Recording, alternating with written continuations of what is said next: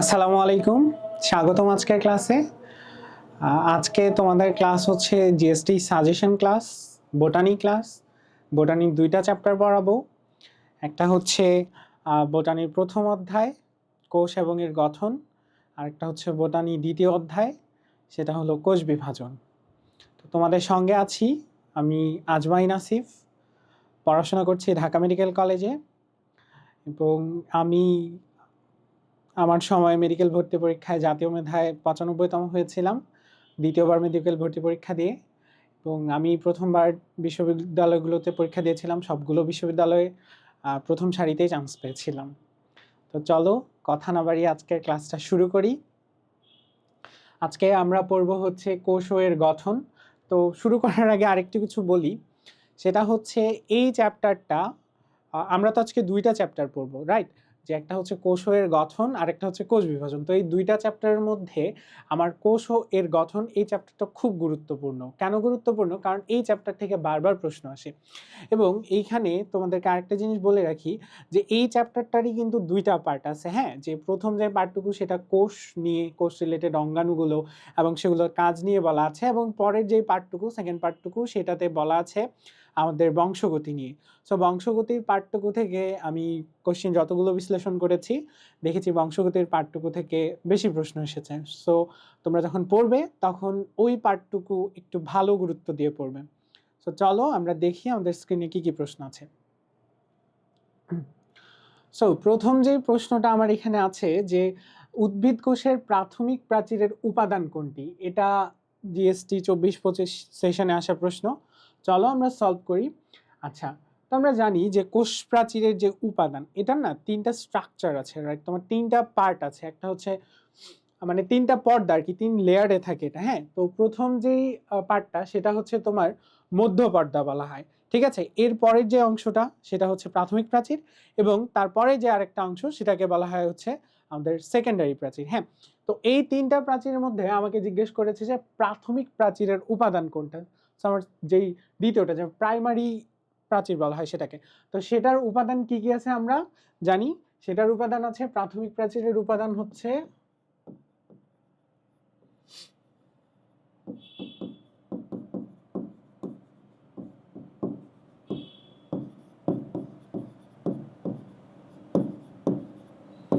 উপাদান হচ্ছে আমার কি কি আছে বলতো? সেলুলোজ,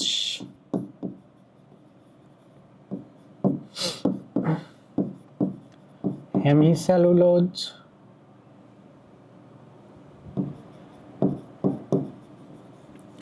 এবং কি আছে বলতো?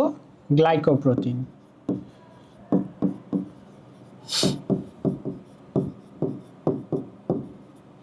তাহলে দেখো, তাহলে এখানে অপশন কি কি আছে? Suberin, lignin, hemicellulose. তাহলে বলো তো উত্তর কোনটা? উত্তর হচ্ছে আমাদের হেমিসেলুলোজ। আমরা এবার নেক্সট কোশ্চেনে যাই। সো পরের কোশ্চেনে দেখো তো, প্লাজমা মেমব্রেন গঠনের উপাদান কি কি? আমরা অপশনগুলো একবার দেখি।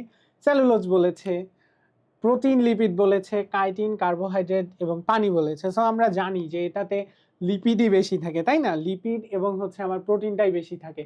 সো আমাদেরকে এখান থেকে আরেকটা এক্সট্রা জিনিস আমরা একটু জানি, যে সেটা হচ্ছে যে আমাদের যে প্লাজমা মেমব্রেন আছে, এই প্লাজমা মেমব্রেনে প্রোটিনের পরিমাণ কত আর লিপিডের পরিমাণ কত, এটা আমরা জেনে রাখি। আর প্রোটিনের পরিমাণটা হচ্ছে 60-80%,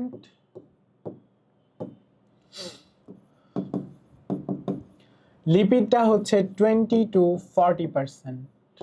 ঠিক আছে, ওকে। তাহলে আমরা আমাদের এই প্রশ্নটা সলভ করাও শেষ। পরের প্রশ্নে যাই। পরে আমাদের যে কোশ্চেনটা বলা আছে যে কোন অঙ্গাণুটি অটোফেগির সাথে যুক্ত? এটাও আমার জিএসটি 24-25 সেশনে আসছে। সো তোমরা দেখলা যে পরপর তিনটা কোশ্চেন আমরা এক সেশনে পাইলাম। আমি আগেই বলেছি যে এই চ্যাপ্টারটা তোমাদের কতখানি গুরুত্বপূর্ণ, রাইট?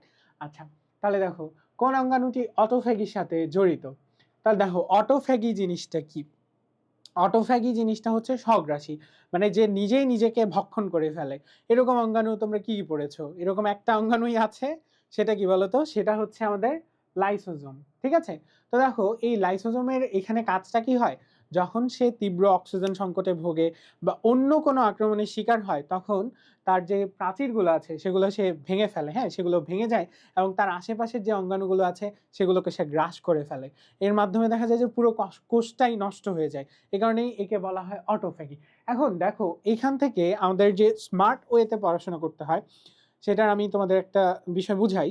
সেটা হচ্ছে এখানে আমাদের আরো 3টা অপশন আছে। এই অপশনগুলো আমরা একটু বিশ্লেষণ করি চলো। যে অটোফ্যাগি তো হচ্ছে আমার লাইসোজোম, তাহলে বাকি যে 3টা অঙ্গাণু বলা আছে এখানে, হ্যাঁ, যেগুলো দেওয়া আছে, এদের কাজ তাহলে কি? দেখো তো, প্রথমে আসি মাইটোকন্ড্রিয়া। মাইটোকন্ড্রিয়া জিনিসটা কি? মাইটোকন্ড্রিয়ার কাজ কি বলো তো? মাইটোকন্ড্রিয়ার কাজ হচ্ছে শক্তি উৎপাদন করা। সো এটা হচ্ছে পাওয়ার হাউস।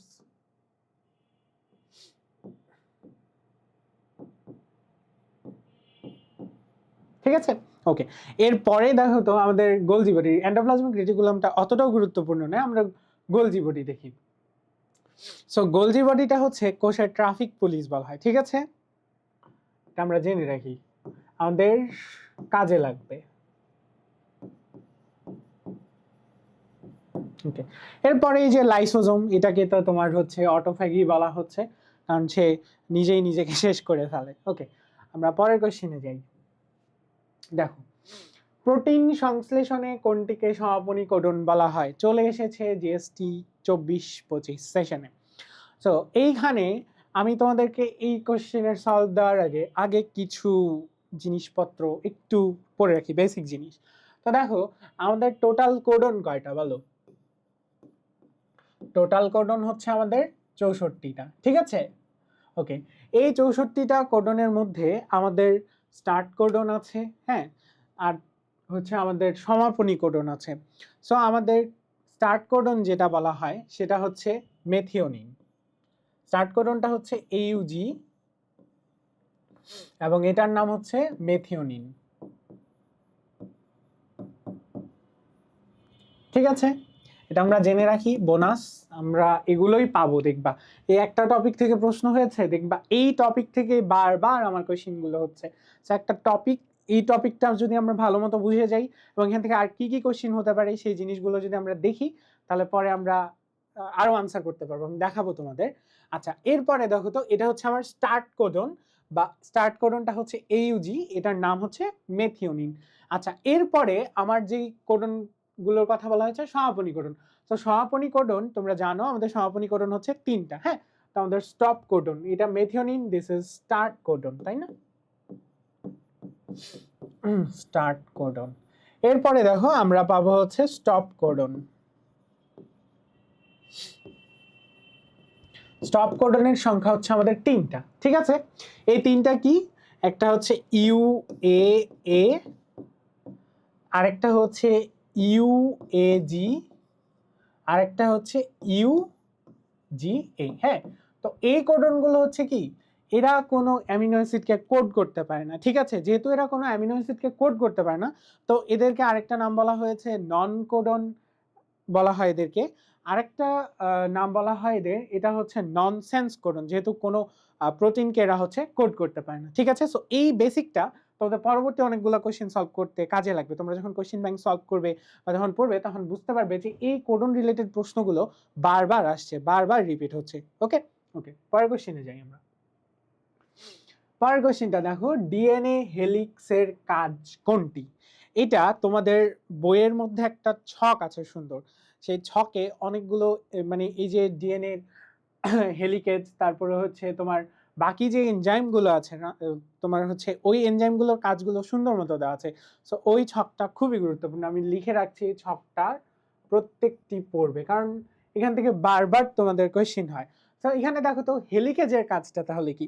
হেলিকেজের কাজ হচ্ছে আমাদের ডিএনএ যে ডাবল হেলিক্স আছে সেটার প্যাচগুলো খোলা। সো হেলিক থেকে যে হেলিক্সের প্যাচ, এভাবে মনে রাখবা। সো এটা কি, আমাদের ডিএনএটা এরকম না, হ্যাঁ। তো এগুলোর মধ্যে যে আমাদের যে ডাবল হেলিক্সটা থাকে এখানে, এগুলো হচ্ছে ডাবল হেলিক্সে যে প্যাঁচানো অবস্থায় থাকে। সো এই প্যাঁচানো অংশগুলোকে খুলে দেয় কে? মানে যেহেতু আমাদের আরএনএ তৈরি হয় এখান থেকে, সো একটা থেকে তো আরেকটা আলাদা করতে হয়। সো এই কাজটা করে হচ্ছে আমার ডিএনএ হেলিকেজ, ঠিক আছে? এই কাজটা করে হচ্ছে ডিএনএ হেলিকেজ, আমাদের হেলিক্সের প্যাচটা খুলে দেয়।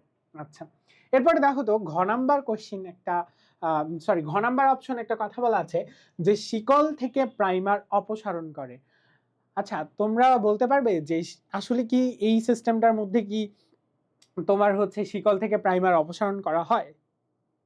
আই থিঙ্ক না। তোমরা বুঝতে পারছো যে আসলে আমাদের এখান থেকে কোনো প্রাইমার অপসারণ করা হয় না। আমাদের এখানে আরো একটা এনজাইম কাজ করে, যে এনজাইমটার নাম হচ্ছে আমাদের প্রাইমেজ। হ্যাঁ, সো এই প্রাইমেজ এনজাইমটার কাজ কি বলতো? এই প্রাইমেজ এনজাইমটার কাজ হচ্ছে শিকলে মানে হচ্ছে এমআরএনএ এর প্রাইমারটা যুক্ত করে। ঠিক আছে, সো এরকম একটা কোশ্চেন হতে পারে, সেখানে তোমরা দুইটা অপশন পেয়ে যাবে যদি হয় প্রশ্নটা, যে শিকল থেকে প্রাইমার অপসারণ করে, আরেকটা অপশন পেয়ে যাবে যে শিকলে এমআরএনএ প্রাইমার যুক্ত করে। ঠিক আছে, ওকে, আশা করছি বুঝতে পেরেছো। পরের কোশ্চেন আমরা যাই। তো পরের কোশ্চেনে দেখো, পরের কোশ্চেন আমরা আবার সেই সেম জিনিসই পেয়ে গেছি, যে স্টার্ট কোডন কোনটা আমরা মাত্র পড়েছি, সেটা হচ্ছে এইউজি। ঠিক আছে, আর স্টপ কোডন তিনটা, সেটাও আমরা পড়েছি। ওকে, পরের কোশ্চেনে যাই। দেখো, ডিএনএ প্রতিলিপি তৈরির জন্য অত্যাবশ্যকীয় এনজাইম কোনটি? আচ্ছা, আমাদের ডিএনএ প্রতিলিপি তৈরির জন্য যে রেপ্লিকেশনটা হয়, আমাদের ডিএনএ রেপ্লিকেশন, এটার জন্য সবচেয়ে গুরুত্বপূর্ণ এনজাইম হচ্ছে আমাদের ডিএনএ পলিমারেজ। ঠিক আছে, ডিএনএ পলিমারেজ এটাই। ওকে, এর পরেরটাতে যাই। কোনটিকে কোষের প্রোটিন ফ্যাক্টরি বলা হয়? হ্যাঁ, প্রোটিন ফ্যাক্টরি বলতে সেখানে হচ্ছে আমাদের কোষের প্রোটিন তৈরি হয়, কোষের যাবতীয় প্রোটিন সেই অঙ্গাণুতে তৈরি হয়, সেটাই হচ্ছে কোষের প্রোটিন ফ্যাক্টরি। সো কোনটা বলো তো? কোষের প্রোটিন ফ্যাক্টরি হচ্ছে আমাদের রাইবোজোম। আমরা একটু আগেই পড়েছি আমাদের লাইসোজোম সম্পর্কে। কি পড়েছি বলো? লাইসোজোম হচ্ছে আমাদের অটোফ্যাগি।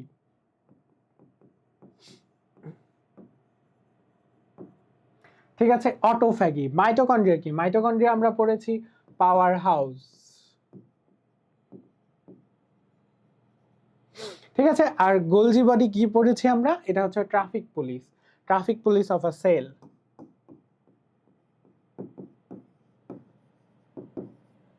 ঠিক আছে, বুঝতে পেরেছো? ওকে, আচ্ছা, তাহলে আমরা পরেরটাতে যাই। তোমরা বুঝতে পারছো যে কোশ্চেন গুলো কোন কোন জায়গা থেকে আসলে হচ্ছে, কোন জায়গাগুলো বারবার পড়া উচিত। দেখো, আমরা এতক্ষণ পর্যন্ত যতগুলো পড়াশোনা করলাম, হ্যাঁ, যতগুলো কোশ্চেন আমরা সলভ করলাম, আমরা দেখলাম কি এই যে কোডন রিলেটেড যে কোশ্চেন গুলো, ওখান থেকে বারবার কোশ্চেন আসছে। তারপর দেখো, এরপরে এই যে দেখো এই অংশগুলো থেকে, এই অংশটা থেকে কোশ্চেন আনছে যে কোনটাকে কি বলা হয়, কোন কোষীয় অঙ্গাণুটা কি। ঠিক আছে, ওকে, আমরা আগাই সামনে। আচ্ছা, এবার দেখো, সমগোত্রীয় জেনেটিক কোডে এমআরএনএ এর স্টার্ট কোডন কোনটি? কোশ্চেনটাতে একটু তোমাকে হালকা পাতলা তোমাকে একটু মাইন্ড ডাইভার্ট করার জন্য একটু ওয়ার্ড ইউজ করেছে যে সমগোত্রীয়। এটা দেখে ভয় পাওয়ার আসলে কিছু নাই। তো আমার কাজ হচ্ছে এখানে কি স্টার্ট কোডন, এমআরএনএ এর স্টার্ট কোডন। এমআরএনএ এর স্টার্ট কোডন আমরা একটু আগেই জানছি, সেটা কি? এমআরএনএ এর স্টার্ট কোডন হচ্ছে মেথিওনিন, এন্ড সেটা কি হচ্ছে এ ইউ জি। বুঝতে পারছি আমরা? ওকে, আচ্ছা, অটোফ্যাগিতে প্রাচীর ফেটে যায়। দেখো, আমরা মাত্র কয়েকটা প্রশ্ন সলভ করলাম, এবং সলভ করার পরেই দেখো আমরা অনেকগুলো মানে সেম প্রশ্ন পেয়ে যাচ্ছি, বারবার রিপিট হচ্ছে। সো তোমাদের কাজ হচ্ছে এই যে ইউনিভার্সিটির বা জিএসটির বলো বা অন্য ইউনিভার্সিটির যখন তোমরা প্রিপারেশন নিবা, তখন তোমাদের শুরুর কাজ হচ্ছে, কারণ তোমরা তো বই পড়ছো, অনেকবার বই পড়ছো, তো বই পড়া গুরুত্বপূর্ণ, বাট তার আগে তোমাদের কাজ হচ্ছে কোশ্চেন ব্যাংকটা ভালো মতো অ্যানালাইসিস করা। এই জন্য আমি তোমাদের কোশ্চেন ব্যাংক ধরে ধরে পড়াচ্ছি। ঠিক আছে, ওকে, দেখো কোশ্চেন ব্যাংকের এই প্রশ্নটা দেখো, অটোফ্যাগিতে প্রাচীর ফেটে যায় কার? বলো তো কার? এখানে লাইসোজোম আছে, গোলগি বডি আছে, রাইবোজোম আছে, এন্ডোপ্লাজম। তোমরা আরেকটা বিষয় দেখে অবাক হবে যে যখন কোশ্চেনগুলো আমার করা হচ্ছে, তখন কিন্তু দেখো অপশনগুলো মোটামুটি সেম। এই চারটা অপশনই আমরা এর আগে পড়লাম, আবার সেম অপশনগুলো দেওয়া হয়েছে। বুঝছো? সো এটা আসছে তোমার হচ্ছে ইসলামিক ইউনিভার্সিটি 16-17 সেশন। আচ্ছা, তাহলে এর আনসারটা কি? আনসারটা হচ্ছে আমাদের লাইসোজোম। ওকে, পরের কোশ্চেন। পরের কোশ্চেন দেখো তো, 70S রাইবোজোমে প্রোটিন কয়টা আছে? ঠিক আছে, প্রোটিন অণু রয়েছে কত প্রকার, মানে কত ধরনের প্রোটিন অণু রয়েছে? 7। তোমরা এখানে আরেকটা জিনিস মনে রাখবে, 70S রাইবোজোমে আছে, 70S রাইবোজোমে প্রোটিন, 70S রাইবোজোমে প্রোটিন আছে হচ্ছে আমার 52 প্রকারের। ঠিক আছে, আর তোমার 80s রাইবোজোমে কতটা আছে? 80s এ প্রোটিন কতটা আছে? 80 টাইপের, ঠিক আছে, 80 ধরনের। ওকে, সো এই জিনিসটা যেহেতু একবার এসেছে যে 70s রাইবোজোমে প্রোটিন জিজ্ঞাসা করেছে, পরের বার নিশ্চয়ই তোমাকে জিজ্ঞাসা করবে যে 80s এ কতটা, অথবা এটাই জিজ্ঞাসা করতে পারে। সো গুরুত্বপূর্ণ জিনিসগুলো তোমরা আসলে বুঝতে পারছো, পড়া অল্প, খুব বেশি না, বাট গুরুত্বপূর্ণ জিনিসগুলো তুমি যদি পড়তে পারো তাহলে তুমি এগিয়ে থাকবে। ওকে, পরের কোয়েশ্চেন দেখো। সাধারণত গড়ে প্রত্যেকটি কোষে মাইটোকন্ড্রিয়া, এটা নিউমেরিক্যাল প্রশ্ন, মানে সংখ্যাভিত্তিক একটা প্রশ্ন, সংখ্যা জানতে চেয়েছে। তো এটা হচ্ছে সাধারণত প্রতি কোষে মাইটোকন্ড্রিয়া কতগুলো থাকে? 300 থেকে 400টি। এটা পারতে হবে, মুখস্থ, কিছু কিছু জিনিস মুখস্থ পারতে হবে। পরের কোশ্চেন, মাস্টার মলিকিউল। দেখো মাস্টার মলিকিউল কোনটা, এটা নিয়ে বেশ একটু সংঘর্ষ আছে, কারণ এই চ্যাপ্টারে একটা বলা হয়েছে। সো এই সংঘর্ষটা এড়ানোর জন্য তুমি কি করবা, তুমি অপশনগুলা দেখবা, বুঝছো? সো অন্য কোনো চ্যাপ্টারে দেওয়া আছে হয়তো মাস্টার মলিকিউল হচ্ছে জিনোম, এই চ্যাপ্টারে বলা আছে তোমার হচ্ছে ডিএনএ। এখন দেখো এই সংঘর্ষটা এড়াবা কিভাবে, দেখবা যে মানে তোমার অপশনগুলো, হ্যাঁ, অপশনগুলো কখনো একই রকম থাকবে না। সেম প্রশ্নের অপশন দেখবা ডিএনএ জিনোম খুব একটা থাকতেছে না, ঠিক আছে, খুবই থাকবেই না বলা যায়। সো আমার মাস্টার মলিকিউল হচ্ছে ডিএনএ। ওকে, গুড। পরের কোশ্চেনে যাই আমরা। এবার দেখো ক্রোমোজোমে ডিএনএ শতকরা পরিমাণ, ঠিক আছে। সো ক্রোমোজোমে ডিএনএ এর পরিমাণটা হচ্ছে 45 ভাগ। এটাও আমাদের মুখস্থ রাখতে হবে, করার কিছু নেই, কিছু মুখস্থ জিনিস মুখস্থ আসে, ওই ইসলামিক ইউনিভার্সিটিতে এসেছিল 16-17 সেশনে। আচ্ছা, পরেরটা দেখি আমরা। দেখো ব্যাকটেরিয়ার ট্রান্সলেশন প্রক্রিয়া ক্ষতিগ্রস্ত করতে পারে কে? দেখো এখানে কি বলা আছে, ট্রান্সলেশন প্রক্রিয়া ক্ষতিগ্রস্ত করতে পারে না, তার আগে একটা শব্দ জুড়ে দিয়েছে, সেটা হচ্ছে ব্যাকটেরিয়াল। আমরা অপশনগুলোর দিকে দেখি একবার। আচ্ছা, আমরা কি জানি যে what is antigen antibody? Antigen অ্যান্টিবডিটা কি? অ্যান্টিজেনটা হচ্ছে, তোমাকে আমি একটু উদাহরণ দিয়ে বুঝাই। সাপোজ তোমার হচ্ছে বডিতে কোন একটা ভাইরাস আক্রমণ করছে, তোমার ধরো সাপোজ জ্বর হয়েছে, কোন একটা জ্বর হয়েছে, ভাইরাস জনিত কোন একটা জ্বর হয়েছে। তো এই ক্ষেত্রে দেখো তোমার বডিতে ভাইরাস আক্রমণ করছে এবং তোমার জ্বর হয়েছে। আমরা ইমিউনিটি চ্যাপ্টারে কিন্তু এটা ভালো মতো পড়ছি, রাইট? সো যে আমাদের জ্বর হচ্ছে একটা প্রতিরক্ষামূলক ব্যবস্থা। তোমার জ্বর হওয়ার পর মানে তোমার জ্বর হয়েছে, ভাইরাস দ্বারা তুমি এফেক্টেড হয়েছো, তোমার জ্বর হয়েছে, এবং তারপরে দেখো যে তোমার এই যে শরীরে যে ভাইরাসটা ঢুকছে সেটাকে একজন আক্রমণ করে বের করে দিতে যাচ্ছে, বুঝছো, সেটার বিরুদ্ধে একটা আচরণ করতেছে, ঠিক আছে। তো তাহলে দেখো অ্যান্টিজেন জিনিসটাকে, আমরা যে ভাইরাসের কথাটা বলছি, ভাইরাস তাহলে এখানে কি অ্যান্টিজেন, বা অ্যান্টিজেন জিনিসটা হচ্ছে তোমার শত্রু।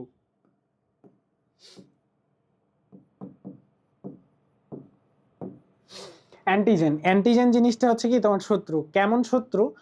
ব্যাপারটা হচ্ছে তোমার শরীরে বহিরাগত কিছু যখন প্রবেশ করতেছে সেটাকেই আমরা বলবো হচ্ছে অ্যান্টিজেন, এবং সেই বহিরাগত জিনিসটার বিরুদ্ধে যে প্রতিরোধ গড়ে তুলতেছে সেটাই হচ্ছে আমাদের অ্যান্টিবডি। আশা করি বুঝতে পারছো, হ্যাঁ। এরপরে দেখো তাহলে অ্যান্টিবায়োটিক জিনিসটা কি? অ্যান্টিবায়োটিক হচ্ছে এই যে যেমন ধরো যে অ্যান্টিজেন অ্যান্টিবডি, ঠিক আছে, সেই রকম তোমার বডিতে যখন ব্যাকটেরিয়া প্রবেশ করতেছে, এই ব্যাকটেরিয়ার বিরুদ্ধে যে আচরণটা, হ্যাঁ, ব্যাকটেরিয়ার প্রতিরোধী যে আচরণটা, সেটাকে বলা হচ্ছে আমাদের অ্যান্টিবায়োটিক। তাহলে কি আরেকটা তো কোনোটি না অপশন দেওয়া আছে, ব্যাকটেরিয়াল ট্রান্সলেশন প্রক্রিয়া ক্ষতিগ্রস্ত করতে পারে কোনটা?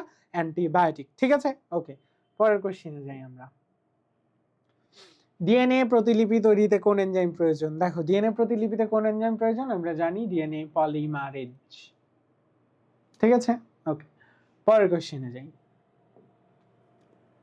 কোন অঙ্গাণুটি প্রোক্যারিওট এবং ইউক্যারিওটে উপস্থিত আছে?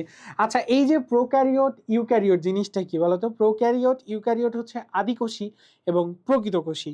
সো এইখানে কোশ্চেনটা তোমার একটু বুঝতে হবে যে কোন অঙ্গাণুটি প্রোক্যারিওট এবং ইউক্যারিওট দুটোতেই উপস্থিত আছে। তার মানে কি বলা হয়েছে বলতো? যে কোষের সার্বজনীন অঙ্গাণু, ঠিক আছে, কোষের সার্বজনীন অঙ্গাণু।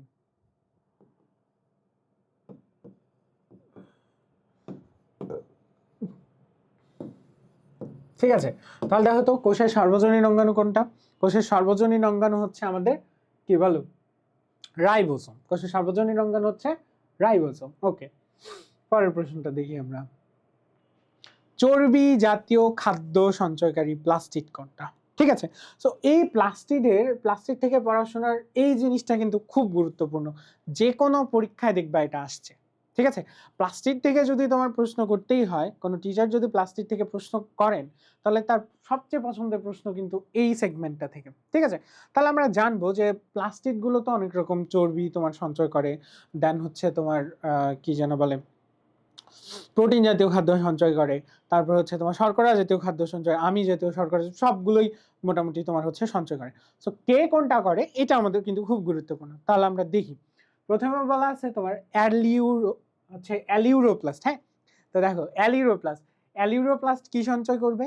অ্যালিউরোপ্লাস্ট আমাদের সঞ্চয় করে হচ্ছে তোমার প্রোটিন। ঠিক আছে, অ্যালিউরোপ্লাস্ট সঞ্চয় করবে হচ্ছে প্রোটিন। ওকে, এরপরে দেখো, এরপরটা হচ্ছে কি, ইলায়োপ্লাস্ট এবং হচ্ছে অ্যামাইলোপ্লাস্ট। ইলায়োপ্লাস্টে কি সঞ্চয় করবে? ইলায়োপ্লাস্টটা সঞ্চয় করবে হচ্ছে চর্বি। ঠিক আছে, আর দেখো এরপরে অ্যামাইলোপ্লাস্ট আছে, তাই না? এই অ্যামাইলোপ্লাস্টটা সঞ্চয় করবে কে? অ্যামাইলোপ্লাস্ট কি সঞ্চয় করবে? অ্যামাইলোপ্লাস্ট সঞ্চয় করবে হচ্ছে শর্করা। হ্যাঁ, অ্যামাইলোপ্লাস্ট সঞ্চয় করবে হচ্ছে শর্করা। ওকে, এরপরটা দেখো ক্রোমোপ্লাস্ট। ক্রোমোপ্লাস্ট কি? ক্রোমোপ্লাস্ট তো এটা একটা রঞ্জক, তাই না? তাহলে তোমরা উত্তর পেয়েছো? সরি, এইভাবে তোমরা যখন দেখবা একটা প্রশ্নের অপশনগুলো বিশ্লেষণ করে করে যদি তুমি পড়ো, দেখবা তোমার বইয়ের একটা পেজের পড়া তোমার খুবই ইজি হয়ে গেছে, এন্ড খুব তাড়াতাড়ি সেই পড়াটা তোমার হয়ে যাচ্ছে। ঠিক আছে, তাহলে চর্বি জাতীয় খাদ্য সঞ্চয়কারী প্লাস্টিড কোনটা আমাদের? ইলায়োপ্লাস্ট। বুঝতে পারছো? এটা বই কিন্তু সুন্দর মতো দেওয়া আছে, তো তোমরা ওই জায়গাটা স্টার মার্ক করে রাখবা, হ্যাঁ, যেন তোমরা সেটা রিভাইজ দেওয়ার সময় পড়ে ফেলো। পরেরটা দেখি, পরে কি আছে। আচ্ছা, ঝিল্লিবিহীন কোষীয় অঙ্গাণু কোনটি? ঠিক আছে,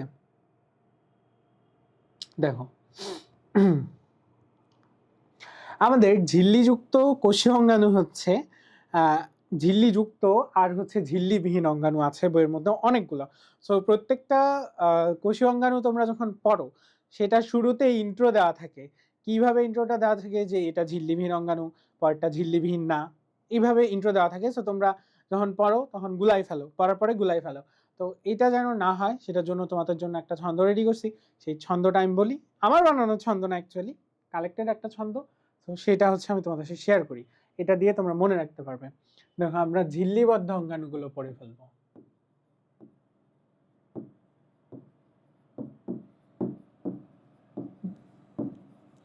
ঝিল্লিবদ্ধ অঙ্গাণু কি কি? আমাদের ছন্দটা হচ্ছে মা এ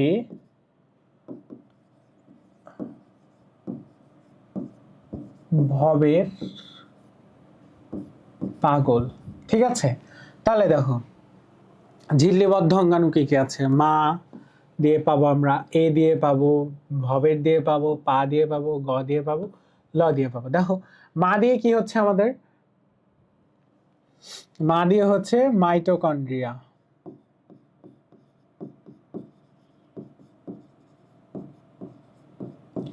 এ দিয়ে কি হচ্ছে আমাদের? Endoplasmic reticulum.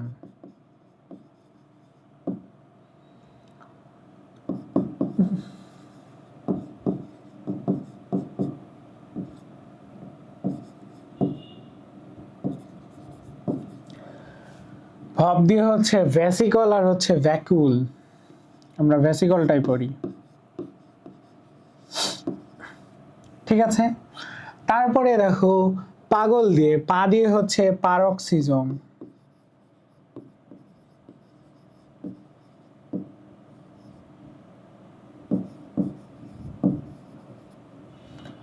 তারপরে পারক্সিজম, প্লাস্টিড ঝিল্লিবদ্ধ, হ্যাঁ, গোলজি বডি।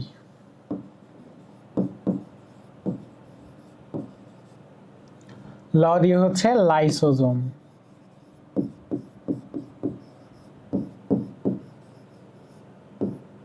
ঠিক আছে, সো দেখো mitochondria, endoplasmic reticulum, vesicle, peroxisome, plastid, Golgi body, lysosome, আমাদের সিলেবাসে যতগুলো আছে, যতগুলো অঙ্গাণু দেওয়া আছে, এগুলোই তো কোষীয় অঙ্গাণু।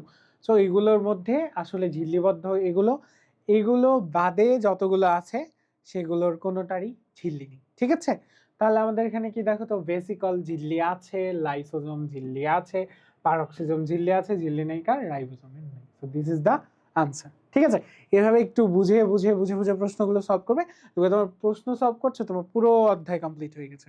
ওকে, পরের কোশ্চেনটা দেখি। গোলগি বডির অপর নাম। ঠিক আছে, এই যে অপর নামের প্রশ্নগুলো, এটা আমি তোমাদেরকে পড়াইলাম একটু আগে। এখন দেখো গোলগি বডির আবার একটা প্রশ্ন করছে যে গোলগি বডির অপর নাম কি। তো গোলগি বডির আসলে অনেকগুলো অপর নাম আছে, সেটা হচ্ছে দেখি কি কি আছে। গোলগি বডির অপর নামগুলো হচ্ছে ইডিওজোম,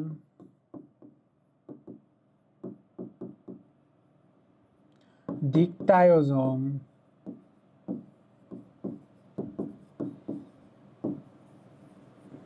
লাইপোকন্ড্রিয়া,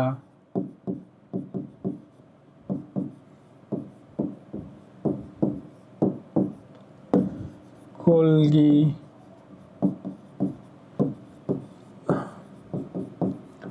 অ্যাপারেটাস, আর একটা কি গোলগি কমপ্লেক্স বলে, গোলগি কমপ্লেক্সও বলা হয়।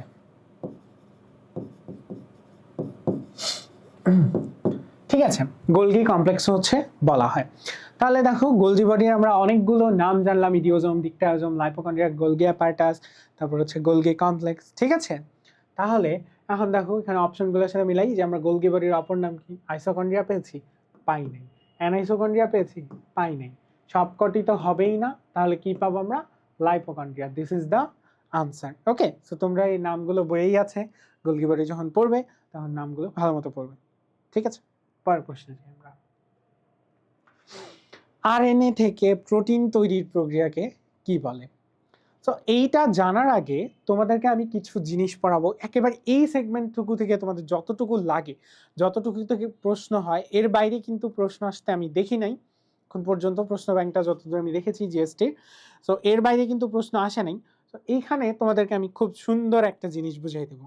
আমাদের সিস্টেমটা কি বলতো? আমাদের বইয়ে যে সিস্টেমগুলো দেওয়া আছে সেটার মধ্যে দেখো, প্রথমে একটা কি পড়ছি আমরা, ডিএনএ থেকে ডিএনএ তৈরি হয় একটা, তাই না? ডিএনএ থেকে ডিএনএ, ঠিক আছে, এটা একটা সিস্টেম। এরপরে আরেকটা পড়েছি কি, যে ডিএনএ থেকে প্রথমে কি হচ্ছে, ডিএনএ থেকে ডিএনএ একটা। তারপরে আরেকটা পড়েছি যে ডিএনএ থেকে হচ্ছে আবার এমআরএনএ অর আরএনএ বলতে পারো। ঠিক আছে, আমরা এমআরএনএ লিখছি সুবিধার্থে। এরপরে আরেকটা হচ্ছে এমআরএনএ থেকে তৈরি আমাদের কি হয়, এমআরএনএ থেকে তৈরি হয় আমাদের প্রোটিন, রাইট? সো এইটা বেসিক্যালি আমাদের সোজা যাচ্ছে, এই পাশ মানে সামনে থেকে অগ্রসর হচ্ছে আর কি, সামনে থেকে অগ্রসর হচ্ছে। সো এইখানে দেখো আমরা কয়েকটা টার্মিনোলজি পড়ি, এই টার্মিনোলজি থেকেই আমাদের এই জিনিসগুলো আর কি আসে। ঠিক আছে, তাহলে আমরা প্রথমে দেখো রেপ্লিকেশন, আমরা এটা একটু মুছে ফেলি আরেকবার। সো তোমাদেরকে আমি দেখালাম যে এই বিষয়গুলোই আসলে আসে। হ্যাঁ, আমরা এটা একটু মুছে ফেলি। দেখো আমি তাহলে তোমাদেরকে জিনিসগুলো বুঝি। প্রথম আসে হচ্ছে রেপ্লিকেশন। রেপ্লিকেশন জিনিসটা কি? রেপ্লিকেশন হচ্ছে আবার ডিএনএ থেকে নতুন ডিএনএ তৈরির যে সিস্টেমটা, ডিএনএ থেকে আবার ডিএনএ, এটার নাম হচ্ছে কি, রেপ্লিকেশন। ঠিক আছে, এই সিস্টেমটার নাম হচ্ছে রেপ্লিকেশন।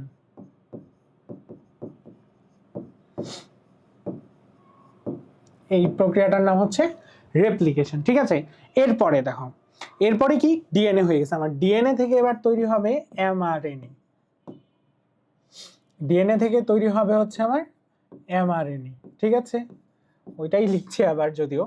আচ্ছা, এমআরএনএ থেকে তৈরি হচ্ছে আমার প্রোটিন। এই বেসিকটা কিন্তু খুব খুব খুবই গুরুত্বপূর্ণ, এটা লাগবে। এই বেসিকটা তোমার থাকলে তুমি হচ্ছে সব রকম প্রশ্ন এখান থেকে আনসার করতে পারবে। হ্যাঁ, তো ডিএনএ থেকে এমআরএনএ, এমআরএনএ থেকে হচ্ছে আমার প্রোটিন। ঠিক আছে, তো দেখো এই যে ডিএনএ থেকে যে অংশ এমআরএনএ তৈরি হচ্ছে, এইটুকুতে যে প্রক্রিয়াটা হচ্ছে সেটা কি বলতো? সেটা হচ্ছে ট্রান্সক্রিপশন।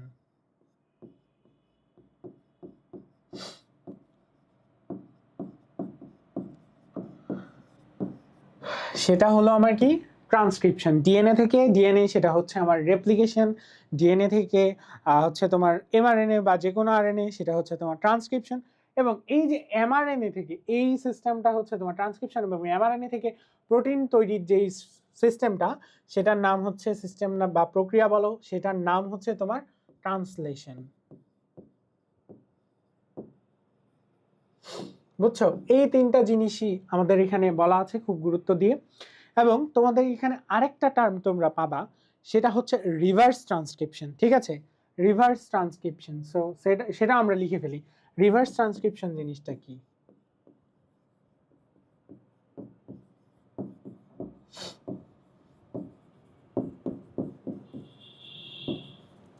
ওকে, রিভার্স ট্রান্সক্রিপশন।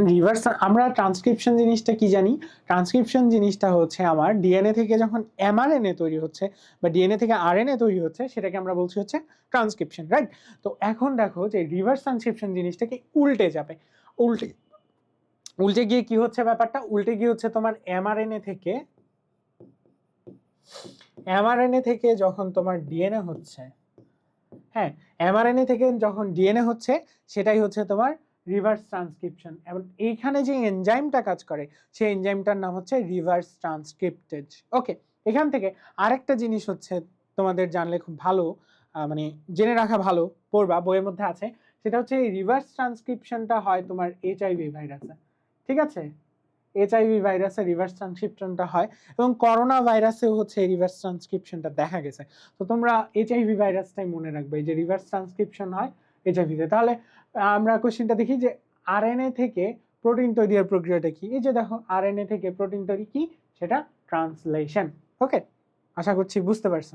আচ্ছা, পরের কোশ্চেনে যাই আমরা।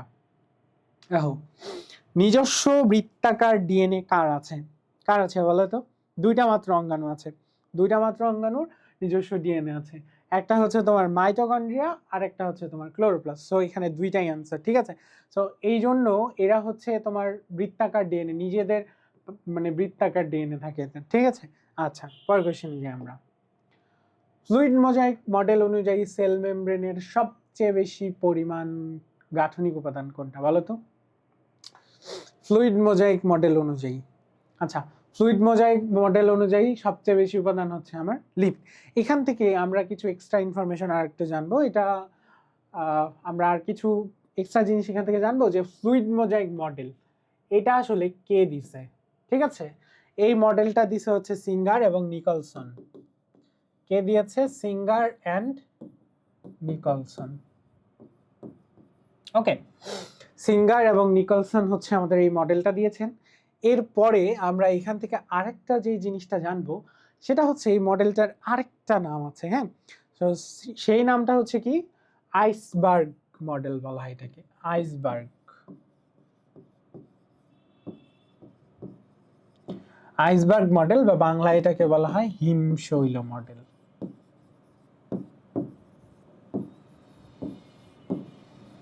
ঠিক আছে, সো দেখো এটা হচ্ছে গাঠনিক উপাদান সবচেয়ে বেশি লিপিড কেন, এবং এটাকে আইসবার্গ মডেল বলা হয় কেন? কারণ এই যে লিপিডগুলো আছে প্লাজমা মেমব্রেনের বা সেল মেমব্রেনের যে লিপিডগুলো, সেই লিপিডগুলো পরিমাণে বেশি থাকে অনেকগুলো, এবং লিপিডগুলোতে প্রোটিনগুলো আসলে ভেসে থাকে, যেটাকে হচ্ছে তোমার আইসের সাথে তুলনা করা হয়, ফ্লোটিং আইসের সাথে তুলনা করা হয়।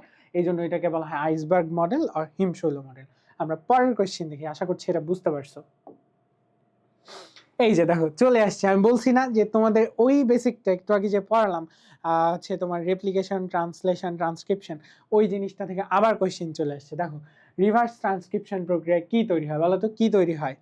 রিভার্স, উল্টা। তাহলে কি? আমার ডিএনএ থেকে আরএনএ তৈরি হবে। দেখো, ডিএনএ থেকে আরএনএ তৈরি হবে। ঠিক আছে, ওকে, পরের প্রশ্নে যাই আমরা। উদ্ভিদ কোষের সাইটোপ্লাজমে সর্ববৃহৎ অঙ্গাণু কোনটা বলো? সেটা হচ্ছে তোমার ক্লোরোপ্লাস্ট। এটা হচ্ছে অনেকটা জায়গা নিয়ে তোমার হচ্ছে থাকে। এই তো, আজকের আমাদের ক্লাসটা এই পর্যন্তই থাকলো। কোশ্চেনগুলো অ্যানালাইসিস আমরা করলাম, সেখান থেকে অনেকগুলো বিষয় পড়লাম। এখন এই ক্লাসের উপরে তোমাদের জন্য আমার কিছু সাজেশন থাকবে, যেগুলো না করলেই নয়। এই চ্যাপ্টারটা পড়ে তুমি আমার ক্লাসটা শুরুতে দেখে ফেলবে। ক্লাসটা দেখার পরে তোমার মধ্যে একটা আইডিয়া গ্রো করবে যে তোমার কি কি জিনিস আসলে পড়তে হবে বা পড়তে হবে না। ঠিক আছে, সো তুমি যে কাজটা করবা, এই ক্লাস শেষ করে, হ্যাঁ, ক্লাস শেষ করে তুমি বই নিয়ে বসবা। বই নিয়ে তোমার তো দাগানো বই আছে অলরেডি, সো সেগুলো একটু দেখবা। তার আগে আমি যে যে টপিকগুলোর নাম বলছি, সেগুলো মাস্ট দেখতে হবে। সো প্রথমে যেহেতু এটা দুইটা পার্ট আছে এই চ্যাপ্টারের, একটা হচ্ছে তোমার কোষীয় অঙ্গাণু, তারপর তাদের কাজ, এবং পরের পার্টটা হচ্ছে বংশগতি নিয়ে। সো তোমার এখান থেকে প্রথম কাজ হচ্ছে তোমার যে কোষীয় অঙ্গাণুগুলো আছে, মাস্ট টপিক এগুলো, কোষীয় অঙ্গাণুর কাজ।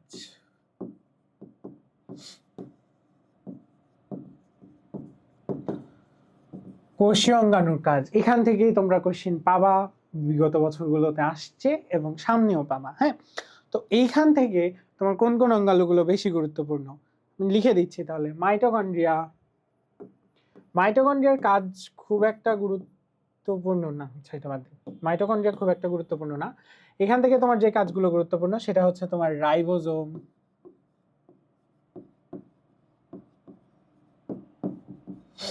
Lysosome, centriole, ribosome, lysosome, centriole, তারপরে আর কি কি অঙ্গাণুগুলো আছে। ক্লোরোপ্লাস্টের কাজ তো তোমরা পারবেই, মাইটোকন্ড্রিয়াটাও দেখবে। আচ্ছা, মাইটোকন্ড্রিয়াটাও দেখবে, ঠিক আছে। মাইটোকন্ড্রিয়া, দেন গোলজি বডি। ওরে, গোলজি বডি অনেক ইম্পর্টেন্ট কিন্তু, হ্যাঁ, গোলজি বডি আর গোলজি বডি যাই বলো। তারপরে হচ্ছে নিউক্লিয়াসের কাজটাও একটু দেখবে। মোরলেস সবগুলোই আর কি দেখতে হবে, ঠিক আছে। তাহলে এইগুলো আসলে বেশি গুরুত্বপূর্ণ, তার মধ্যে সবচেয়ে বেশি গুরুত্বপূর্ণ গোলজি বডি, লাইসোজোম, রাইবোজোম, এই তিনটা অধিক গুরুত্বপূর্ণ। হ্যাঁ, সো এইগুলো বেশি বেশি পড়বে। আচ্ছা, এই পার্টটুকু পড়ার পরে তোমাদের যে ডিএনএর অংশটুকু আছে, মানে জেনেটিক্সের যে অংশটুকু আছে, সো জেনেটিক্সের তোমরা দেখতেই পাইলা যে কোডনগুলো থেকে কোশ্চেন হচ্ছে। আর তোমার ওই যে এনজাইমের একটা বক্স আছে, সেই এনজাইমের বক্সটা, এই যে রেপ্লিকেশনের এনজাইম যে বক্স আছে সেটা, এবং তোমরা এতক্ষণে বুঝতে পারছো যে কোডনগুলো থেকে প্রশ্ন হচ্ছে। তারপরে তোমার হচ্ছে এগুলো থেকে কোডন, তারপর হচ্ছে তোমাদের প্রক্রিয়াগুলো থেকে। হ্যাঁ, এর বাইরে কিন্তু প্রশ্ন খুব একটা নাই, আর দাগানো লাইনগুলো পড়লেই চলবে। সো স্বাগতম তোমাদের প্রথম ক্লাসের দ্বিতীয় পার্টে। এই পার্টটুকু হচ্ছে তোমাদের বোটানির দ্বিতীয় অধ্যায়, সেটা হলো কোষ বিভাজন। তো আমরা কোষ বিভাজন নিয়ে আলোচনা করব। তো কোষ বিভাজন এই চ্যাপ্টারটা অনেক ছোট, তোমরা পড়েছো, আশা করি খুব ভালো মতোই পড়েছো, সবাই খুব ভালো মতো পারে। তো আমরা আজকে কিছু বেসিক জেনে এই চ্যাপ্টারটা একটু সলভ করব, একটু জানবো যে আমাদের কি কি আসলে পড়তে হবে, ঠিক আছে। তো শুরু করি। কোষ বিভাজন, তোমরা জানো কোষ বিভাজন হচ্ছে তিন ধরনের: অ্যামাইটোসিস, মাইটোসিস এবং হচ্ছে মিওসিস। তো অ্যামাইটোসিস এটা হচ্ছে যে সরলতম যে জীবগুলো আছে তাদের ক্ষেত্রে হয় অ্যামাইটোসিস। সেখান থেকে হচ্ছে এখান থেকে কি জানতে হবে সেটা বলি। এখান থেকে তোমাদের জানতে হবে যে কাদের ক্ষেত্রে এটা হয়: ইস্ট, ব্যাকটেরিয়া, নিম্ন শ্রেণীর যারা আছে তাদের। এরপরে চলে যাব আমরা মাইটোসিসে। মাইটোসিস হচ্ছে জীবদেহে হয়, উন্নত জীবের দেহে। তো এই ক্ষেত্রে কি হয়, একটা থেকে দুটা কোষ হয়, নিউক্লিয়াস, সাইটোপ্লাজম সবই একবার করে বিভাজিত হয় ক্রোমোজোম। এবং এখান থেকে তোমরা দেখবা যে এটার দুইটা পর্যায় আছে, একটা হচ্ছে ক্যারিওকাইনেসিস, একটা সাইটোকাইনেসিস। তো ক্যারিওকাইনেসিস ব্যাপারটা হচ্ছে কি, ক্যারিওকাইনেসিস হচ্ছে নিউক্লিয়াসের বিভাজন, ঠিক আছে। আচ্ছা, আমরা একটু দেখি পরের স্লাইডে। আচ্ছা, আমি এখানেই লিখছি ক্যারিওকাইনেসিস।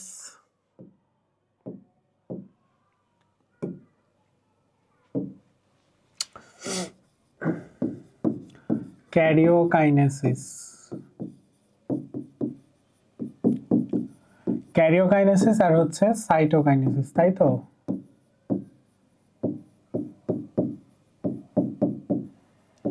ক্যারিওকাইনেসিস আর হচ্ছে সাইটোকাইনেসিস। তো ক্যারিওকাইনেসিস ব্যাপারটা হচ্ছে আমাদের নিউক্লিয়াসের বিভাজন, আর সাইটোকাইনেসিস ব্যাপারটা হচ্ছে আমাদের সাইটোপ্লাজমের বিভাজন। তো এই দুইটা জিনিস আমরা জানি খুব ক্লিয়ারলি। তো ক্যারিওকাইনেসিস, সাইটোকাইনেসিস এই দুইটা জিনিস জানার পর আমাদের জানতে হবে যে নিউক্লিয়াস মেটাফেজের যেই আমাদের ক্যারিওকাইনেসিসটা ঘটে এটা 5টা পর্যায়ে ঘটে, ঠিক আছে। এটা 5টা পর্যায়ে আমাদের আলোচনা আছে, আমরা আলোচনা করব। আগে বেসিকগুলো আমরা ক্লিয়ার করি, তারপরে এই মাইটোসিসের গুরুত্ব আমাদের পড়তে হয়, সেটাও আমরা দেখব শেষে। তারপরে চলে যাই আমরা এই এইটাতে আবার আরেকটা পর্যায়ে আমাদের পড়তে হয়, সেটা কোষচক্র, আমি আলোচনা করছি একটু পরেই। তারপরে হচ্ছে আমাদের মিওসিস। মিওসিস ব্যাপারটা হচ্ছে একটা কোষ থেকে 4টা কোষ তৈরি হবে, তাই তো? তো এইখানে যে ব্যাপারটা ঘটে, এখানে হচ্ছে আমাদের নিউক্লিয়াস যেটা আছে সেটা হচ্ছে 2বার বিভাজিত হয়, এটা। আর এটা জনন মাতৃকোষে ঘটে, হ্যাঁ। তো একটা জনন মাতৃকোষ থেকে 4টা অপত্য কোষ সৃষ্টি হয়। এই হচ্ছে আমাদের কোষ বিভাজনের বেসিক। এটা সবার মাথায় এটা থাকতে হবে অলওয়েজ। আচ্ছা, তারপরেই আমরা প্রবেশ করব পড়ার মধ্যে। তো আমরা ক্যারিওকাইনেসিস, সাইটোকাইনেসিস আলোচনা করছি। এখন দেখো, আমরা প্রথমে তো অ্যামাইটোসিস নিয়ে আলোচনার সেরকম কিছু নেই, আমরা ডিরেক্ট আলোচনায় চলে যাব হচ্ছে মাইটোসিসে। তো মাইটোসিস যেহেতু আলোচনা করব, মাইটোসিসের ক্যারিওকাইনেসিসটা আলোচনা করব। তো এখানে আরেকটা আলোচ্য বিষয় হচ্ছে আমাদের কোষচক্র। আগে আমরা ক্যারিওকাইনেসিসটা আলোচনা করব, ক্যারিওকাইনেসিসের যে 5টা ধাপ আছে সেটা আলোচনা করব, হ্যাঁ। তারপরে তোমাদের এখান থেকে বলে রাখি যে কোশ্চিনের ব্যাপারটা আসলে কিরকম হয় এই চ্যাপ্টার থেকে। মোটামুটি ভালোই কোশ্চিন আসে, একটা কোশ্চিন দুটা কোশ্চিন আসে, একটা কোশ্চিনই আসে সবসময়। এবং যে ব্যাপারটা ঘটে যে কিছু স্পেসিফিক জায়গা আছে, ওই জায়গাগুলো থেকেই তোমাদের কোশ্চিনগুলো আসে। আমি ক্লাস শেষে সেই জায়গাগুলো তোমাদের আইডেন্টিফাই করব, তোমাদের পড়তে সুবিধা হবে। তাহলে চলো আমরা মাইটোসিসের হচ্ছে যে ক্যারিওকাইনেসিসের যে 5টা পর্যায় আছে সেগুলো দেখে নিই।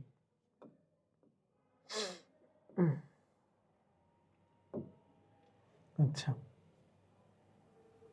দেখো, আমরা হচ্ছে মাইটোসিসের যে ক্যারিওকাইনেসিস পর্যায়টা, সেটার যে ধাপগুলো আছে আমরা জেনে নিই। সো প্রথমে আমাদের জানতে হবে ধাপগুলো কি কি আছে, হ্যাঁ, ধাপগুলোর নাম জানতে হবে। ধাপগুলোর নাম দেখো, প্রথমে আছে কি, প্রোফেজ, প্রোমেটাফেজ, মেটাফেজ। তারপরে দেখো এই যে অ্যানাফেজ, টেলোফেজ। আমাদের না বাংলা নামগুলো জানতে হবে। অনেক সময় দেখা যায় কি যে বাংলা নামগুলো দিয়ে প্রশ্ন করে, আমরা আর ধরতে পারি না, তাই না? আচ্ছা, তাহলে বাংলা নামটা পড়বো, সাথে আমরা ঘটনাগুলো কি ঘটে সেগুলো আমি বোল্ড করে দিব, হাইলাইট করে দিব, সেই জিনিসগুলো তোমাদের পড়তে হবে, ঠিক আছে? ওকে, সেগুলোই গুরুত্বপূর্ণ। মানে এই জায়গা থেকে প্রশ্ন আসবে, আমি কিছু প্রশ্নও দেখাবো, তোমরা বুঝে যাবে। আচ্ছা দেখো, প্রথমে আছে প্রোফেজ। প্রোফেজের বাংলা টার্মটা কি দেখো, আদ্য পর্যায় বা আদি পর্যায় বলা হয়। এবং এটাতে তোমরা দেখতে পাবা এটা সবচেয়ে দীর্ঘস্থায়ী পর্যায়। কি বলতো, সবচেয়ে দীর্ঘস্থায়ী পর্যায়। এবং প্রোফেজে আমরা কিছু ঘটনা দেখব, সেগুলো মাস্ট মাস্ট মনে রাখতেই হবে তোমাকে। কি পয়েন্টগুলো, কিওয়ার্ডগুলো আমি দাগিয়ে দিব। তাহলে ক্রোমোজোমগুলোতে জল বিয়োজন শুরু হয়, জল বিয়োজন, এই কথাটা মনে রাখতে হবে। তারপরে এখানে হচ্ছে ক্রোমাটিড, এই 2টা ওয়ার্ড তোমাকে জানতে হবে। তোমাকে যদি কোশ্চিন করে যে নিচের কোন পর্যায়ে জল বিয়োজন শুরু হয় বা নিচের কোন পর্যায়ে ক্রোমাটিড দেখা যায়, answer will be prophase. So কোশ্চিনটা এভাবেই হয়, এই জন্য আমি তোমাদেরকে এভাবেই পড়াচ্ছি, এভাবেই দাগিয়ে দিচ্ছি। ওকে, এরপর দেখো প্রোমেটাফেজ বা প্রাক মধ্য পর্যায়। এটা হচ্ছে স্বল্পস্থায়ী পর্যায়। তোমরা যখন হায়ার স্টাডি করবে, এই সেল ডিভিশন যখন পড়বে, তখন দেখবা যে এই যে প্রোমেটাফেজ যে স্টেজটা আছে এটা বাদ দিয়ে দেওয়া হয়েছে। কারণ কি, এটা যে স্বল্পস্থায়ী পর্যায়, সবচেয়ে স্বল্পস্থায়ী পর্যায়, এটা পড়ানো হয় না। আচ্ছা, তো এইখানে আসলে খুব গুরুত্বপূর্ণ 2-3টা জিনিস আছে, সেটা দেখো। ক্রোমোজোমীয় নৃত্য, আগে যেটা বলছি সেটাই থাকবে, ক্রোমোজোমীয় নৃত্য। এটা 5 স্টার দিয়ে রাখো যে ক্রোমোজোমীয় নৃত্য আসলে কোথায় দেখা যায়, কোন ধাপে ক্রোমোজোমীয় নৃত্য দেখা যায়। ওকে, এরপরে দেখো স্পিন্ডল যন্ত্রের সৃষ্টি হয়। কি হয় ভাইয়া, স্পিন্ডল যন্ত্রের সৃষ্টি হয়, এটাও গুরুত্বপূর্ণ। এবার দেখো অ্যাস্টার রশ্মি বিচ্ছুরিত হয়। তাহলে অ্যাস্টার রশ্মি বিচ্ছুরিত কোথায় হয়, আমার প্রোমেটাফেজ থেকে, ঠিক আছে? অ্যাস্টার রশ্মি বিচ্ছুরিত হচ্ছে প্রোমেটাফেজ থেকে। আচ্ছা, তাহলে এখান থেকে আমরা প্রোমেটাফেজ থেকে কি কি পড়বো? প্রোমেটাফেজ হচ্ছে সবচেয়ে স্বল্পস্থায়ী পর্যায়। এখানে কি কি হয়, অ্যাস্টার রশ্মি বিচ্ছুরিত হয়, তারপরে হচ্ছে তোমার মাকুতন্ত্র সৃষ্টি হয়, বা এটাকে তোমরা বলতে পারো স্পিন্ডল যন্ত্রের সৃষ্টি হয়। এবং সবচেয়ে গুরুত্বপূর্ণ যে ব্যাপারটা, সেটা হচ্ছে ক্রোমোজোমীয় নৃত্য এখানে দেখা যায়, হ্যাঁ। এরপরে দেখো মেটাফেজ বা মধ্য পর্যায়। তোমরা এই মেটা থেকে একটা কথা মনে রাখবা, মেটা মোটা। মেটা হচ্ছে কি তোমার বলতো, মেটা মোটা। মেটা কি বলতো, মেটা হচ্ছে মোটা, মেটা দিয়ে মনে রাখবা মোটা। তার মানে কি, কেন মনে রাখতে হবে মোটা? এখানে ক্রোমোজোম গুলো মোটা দেখায়, ঠিক আছে? যারা মোটা তাদেরকে অবশ্যই মাঝে মাঝে খাটো দেখায়, হ্যাঁ। মোটা মানেই খাটো, ঠিক আছে? এটা মনে রাখবা। মোটা যারা তাদেরকে খাটো দেখায়। সো ক্রোমোজোম গুলো মোটা এবং খাটো দেখায়। এবং দেখবা আমাদের তো কোষ বিভাজনের সময় সেন্ট্রোমিয়ারটাও বিভাজিত হতে হয়, তাই তো? তো সেন্ট্রোমিয়ারটা কোথায় বিভাজিত হয়? এটা হচ্ছে তোমার মেটাফেজেই সেন্ট্রোমিয়ারটা বিভাজিত। বাট তোমার এখানে 5 স্টার হচ্ছে লাইন কোনটা? 5 স্টার ওয়ার্ড হচ্ছে তোমার এই যে এটা, যে এখানে ক্রোমোজোম গুলো সবচেয়ে মোটা এবং হচ্ছে যে খাটো হয়। বুঝতে পারছো? ওকে, এরপরে এখানে এই যে মোটা পড়ছো, এই মোটা দিয়েই মনে রাখবা মেটাকাইনেসিস। মেটাকাইনেসিস বলতে ব্যাপারটা কি বোঝায়? যে তোমার যে এইটা যখন স্পিন্ডল তন্তুটা আমার যে এরকম থাকছে, তাই না? লাইক তোমার, ঠিক আছে, তো এইখানে দেখা যাবে ক্রোমোজোম গুলো কোষের বিষুবীয় অঞ্চলে অবস্থান করবে। ঠিক আছে, এই যে ক্রোমোজোম গুলো সবই কোষের, এটা হচ্ছে বিষুবীয় অঞ্চল। এখানে হচ্ছে ক্রোমোজোম গুলো হচ্ছে আমার অবস্থান করবে। ঠিক আছে, ক্রোমোজোম গুলি কোষের বিষুবীয় অঞ্চলে অবস্থান করবে। তাহলে এখান থেকে আমরা কি কি জানবো? মেটা দিয়ে মোটা মনে রাখবো, মোটা দিয়ে মনে রাখবো মেটাকাইনেসিস, এবং হচ্ছে মোটা খাটো, এবং তার সাথে একটা ওয়ার্ড মনে রাখবো সেন্ট্রোমিয়ার বিভাজিত হয়। পরে দেখি আমরা কি আছে। দেখো অ্যানাফেজ, অ্যানাফেজটাকে কি বলা হয় বলতো? অ্যানাফেজটাকে বলা হয় হচ্ছে আমাদের গতি পর্যায়। কেন গতি পর্যায় বলা হয় আমরা জানবো এখনই। গতি পর্যায় হচ্ছে কি বলতো? ক্রোমোজোম গুলো মেরুমুখী চলন ঘটে। আগে ছিল, এর আগের ধাপে ছিল আমাদের বিষুবীয় অঞ্চলে ছিল ক্রোমোজোম গুলো, সেই ক্রোমোজোম গুলো এখন মেরুর দিকে চলবে। ঠিক আছে, ক্রোমোজোম গুলোর চলন হচ্ছে মেরুমুখী হবে। এবং এইখানে ক্রোমোজোম গুলো আমাদের কয়েকটা শেপ ধারণ করে, ভি, এল, জে, আই, এই আকৃতিগুলো ধারণ করে। ঠিক আছে, এই আকৃতিগুলোর আবার স্পেশাল কিছু নাম আছে, সে নামগুলো আমরা পরে আরেকটা স্লাইডে দেখাবো। তার আগে আমি নামগুলো বলছি: মেটাসেন্ট্রিক, সাবমেটাসেন্ট্রিক, অ্যাক্রোসেন্ট্রিক এবং হচ্ছে টেলোসেন্ট্রিক। এই চারটা নাম ধারণ করে। ঠিক আছে, এরপর মেরুর কাছাকাছি পৌঁছালেই এর পর্যায়ে সমাপ্তি ঘটে, সো এটা আমার লাগবে না। এই অ্যানাফেজ বা গতি পর্যায় থেকে আমাদের যেই জিনিসটা জানতে হয় সেটা হচ্ছে তোমার যে ক্রোমোজোমগুলোর মেরুমুখী চলন ঘটে এবং এই যে আকৃতিগুলো তৈরি হয়, এই আকৃতিগুলোর নাম আমাদের জানতে হয়। ঠিক আছে, কোনটা কি, কোন আকৃতির নামটা কি। এরপরে টেলোফেজ বা অন্তঃপর্যায় বা শেষ পর্যায়, এটা হলেই আমাদের হচ্ছে এই পর্যায়ের ধাপগুলো শেষ হয়ে যায়। এখানে কি মাকুতন্ত্র ধীরে ধীরে অদৃশ্য হয়ে যায়, তারপরে হচ্ছে ক্রোমোজোম গুলোর জলযোজন ঘটে এবং সাইটোকাইনেসিস শুরু হয় আর কি, ঘটে না, এটা তোমরা পড়বা হচ্ছে যে শুরু হয় এরপর। ঠিক আছে, তো এইখানে তার আগে আরেকটা জিনিস তোমাদের বলে রাখি, তোমরা যখন টেলোফেজটা পড়বে দেখবে টেলোফেজটা পুরোপুরি কার বিপরীত? আমাদের হচ্ছে প্রোফেজের বিপরীত।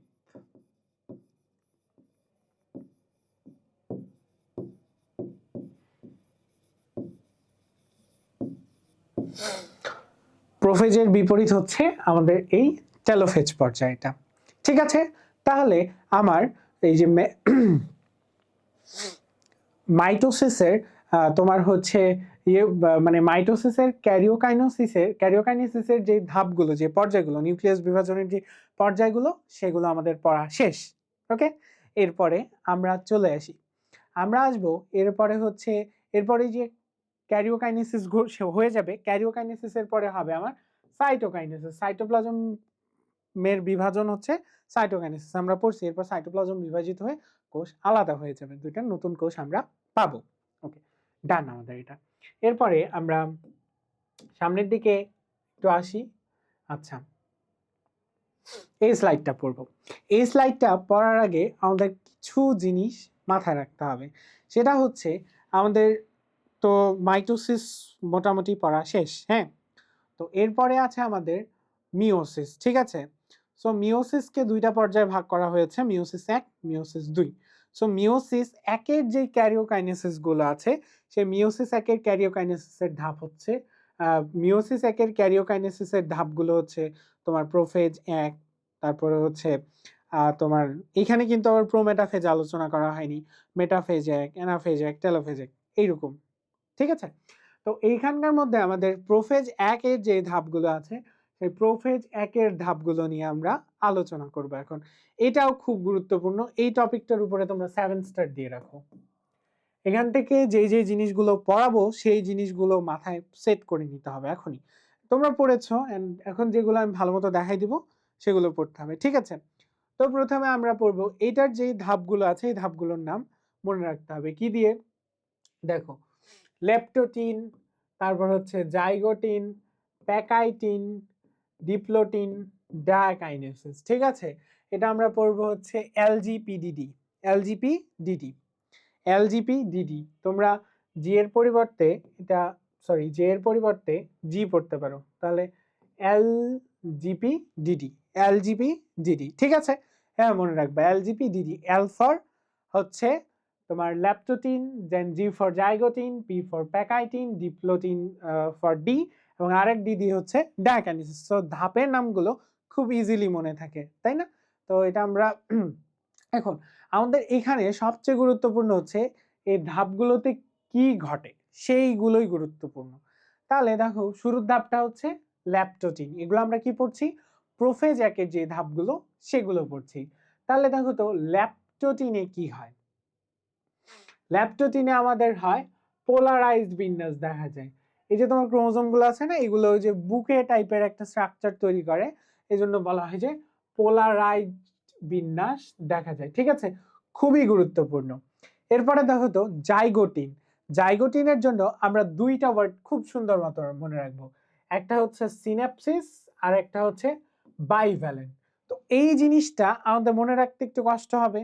সো এটা মনে রাখার জন্য আমরা একটা ওয়ার্ড ইউজ করবো, সো দুইটা ওয়ার্ড ইউজ করবো যাতে আমরা ইজিলি মনে রাখতে পারবো। ওয়ার্ডটা হচ্ছে কি বলতো? বাসে যাই। আমি যাইটা এভাবে না লিখে এইভাবেই লিখি। আচ্ছা, এভাবে লিখি, বাসে যাই।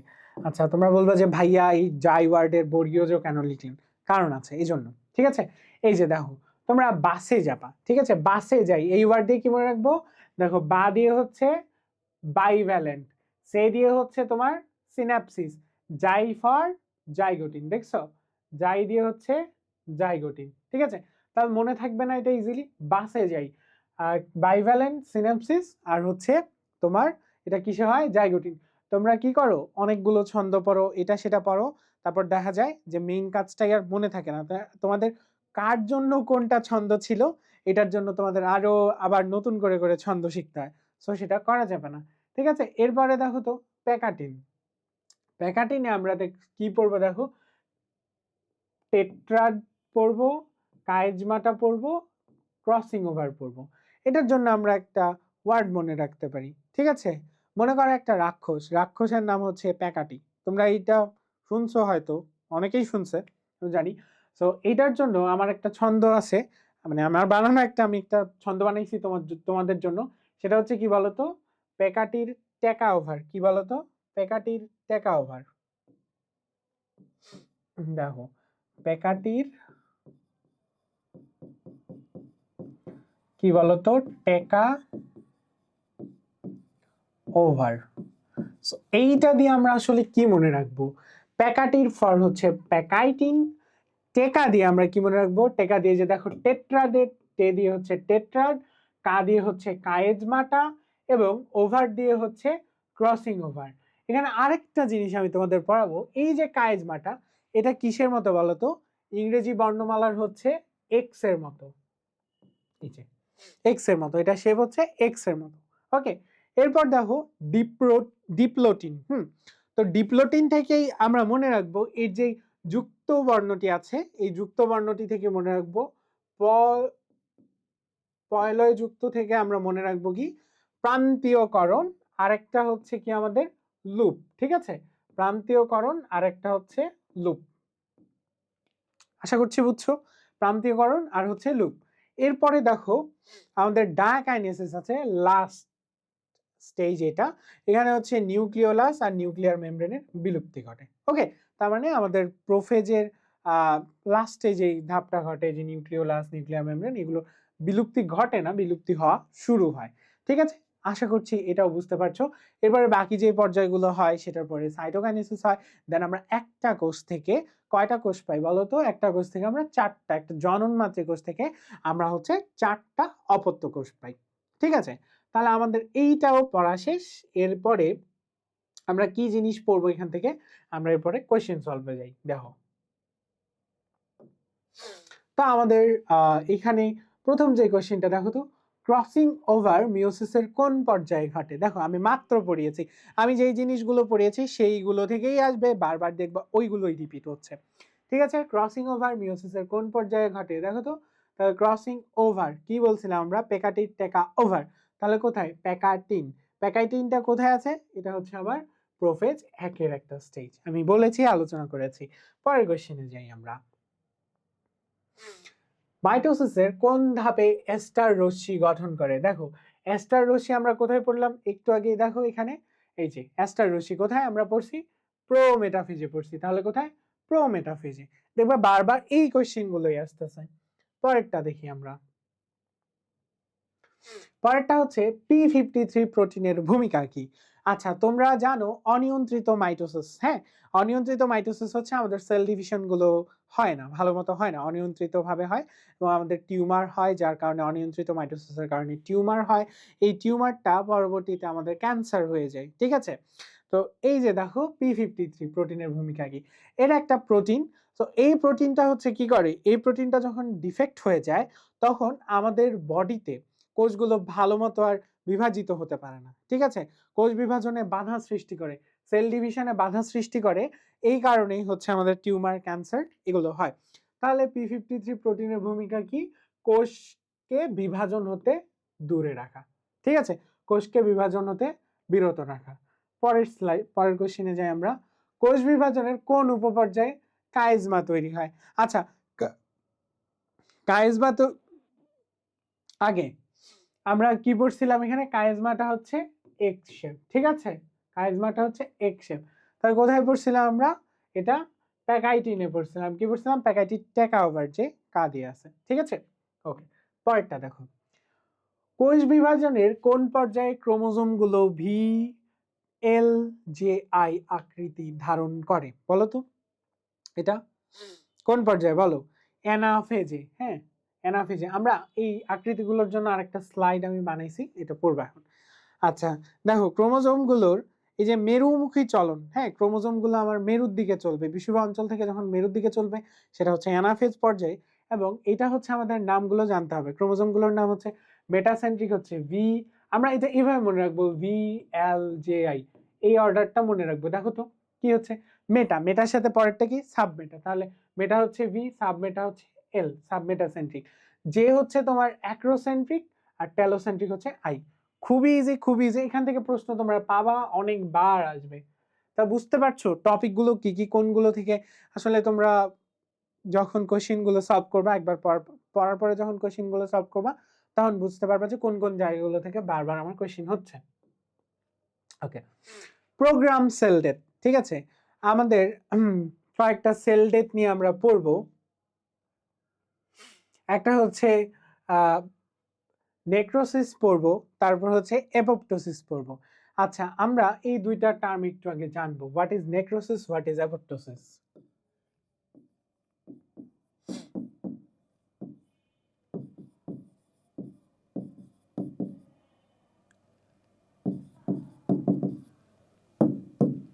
দেখো নেক্রোসিস আর অ্যাপোপ্টোসিস এই বিষয় দুইটা হচ্ছে, দুইটাই কিন্তু আমাদের সেল ডেথ। হ্যাঁ ঠিক আছে, তো নেক্রোসিস ব্যাপারটা হচ্ছে কি, নেক্রোসিস হচ্ছে আমাদের নিউট্রিশনের কারণে যখন সেল ডেথটা হয় তখন সেটাকে আমরা বলি হচ্ছে নেক্রোসিস। নিউট্রিশন বা এটাকে আমরা বলতে পারি পুষ্টি। হ্যাঁ নিউট্রিশন,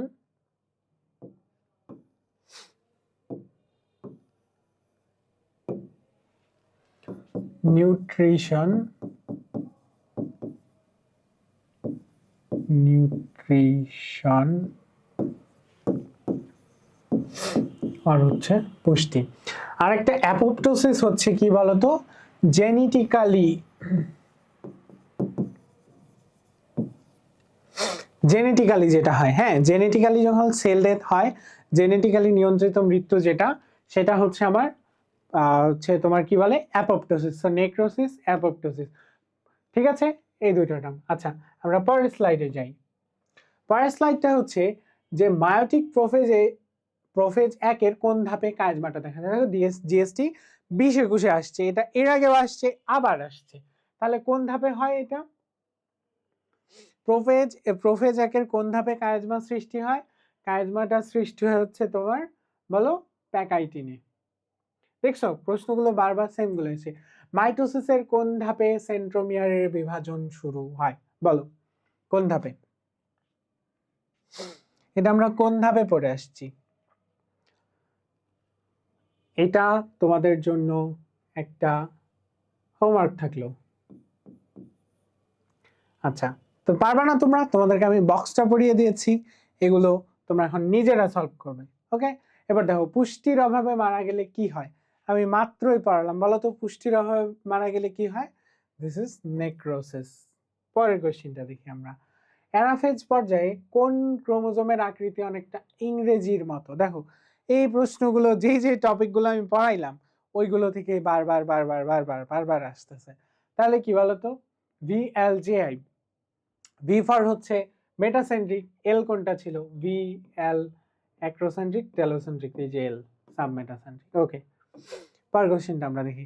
মায়োসিস কোষ বিভাজনের ক্রোমোজোম কয়বার? তোমরা মনে রাখবা ক্রোমোজোম অলওয়েজ একবার, ঠিক আছে? ক্রোমোজোম অলওয়েজ একবার বিভাজিত হয়। ক্রোমোজোম অলওয়েজ একবার, ঠিক আছে? এরপরে দেখো ক্রোমোজোমটা একবার, তোমরা মায়োসিসের জন্য একটা ওয়ার্ড মনে রাখবা, সেটা হচ্ছে মিনিট।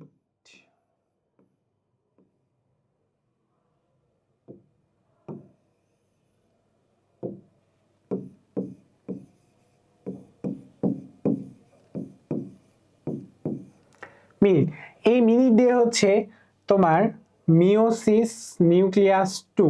দেখো কিভাবে লিখি, মিওসিসে, মিওসিস মায়োসিস একই জিনিস, হ্যাঁ? মিওসিসে নিউক্লিয়াস 2, ঠিক আছে? তার মানে মিওসিসে নিউক্লিয়াস 2বার বিভাজিত হয়। তো এটাই, তাহলে ক্রোমোজোম কয়বার? একবার। এই জিনিসটা কিন্তু খুব গুরুত্বপূর্ণ, মনে রাখবা, প্যাচ লাগাবা না। পার দেখো, মাইটোসিসে কোষের ভিতরে নিউক্লিয়াসের বিভাজনকে কি বলে? আমরা এর আগেই পড়ে আসলাম না, নিউক্লিয়াসের বিভাজন হচ্ছে আমাদের ক্যারিওকাইনেসিস, আর সাইটোকাইনেসিস ব্যাপারটা কি হচ্ছে? সাইটোপ্লাজমের যে বিভাজনটা, ঠিক আছে?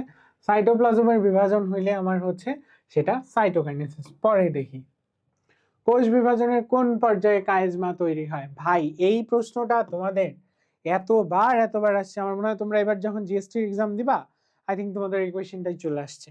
এতবার কোয়েশ্চেনটা আসছে, স্যাররা খুবই পছন্দ করেন এই প্রশ্নটা।